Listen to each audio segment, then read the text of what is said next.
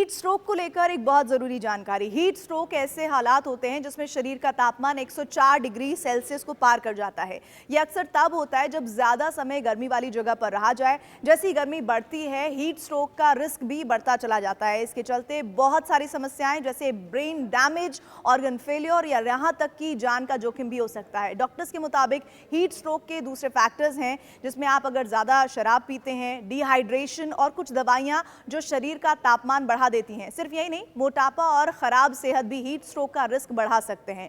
Heat stroke के messages को पहचानना जरूरी है। इनमें ड्राई स्किन, तेज सांस लेना, ब्लड प्रेशर का घटना या बढ़ना और उल्टी जैसा महसूस होना, चक्कर आना शामिल है।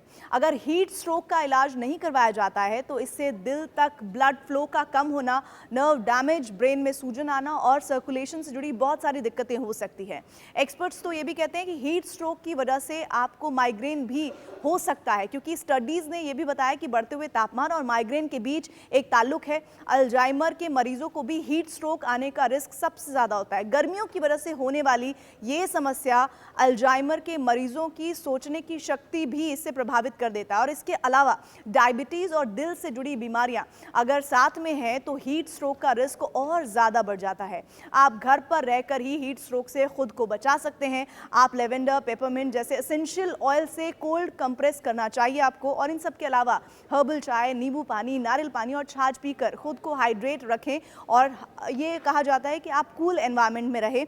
ऐसी चीज़ें अपने आप ज़िंदगी में आजमाएं जो आपको ठंडा रखें। ढीले कपड़े पहने और कोशिश कीजिए कि हीट स्ट्रोक जितना आप अपने आप को उससे बचा सकते हैं बचाइए। अभी हाल ही में शाहरुख खान को लेकर भी ये खबर आई कि वो डिहाइड्रेट हुए, उन्हें बहुत ज़्यादा मुश्किल हालात में हॉस्पिटल ले जाना पड़ा। ऐसे में कोशिश कीजिए जितनी गर्मी पड़ रही है उसमें अपने आप को जितना आप हीट स्ट्रोक से बचा सकते हैं ज़रूर बचाइए।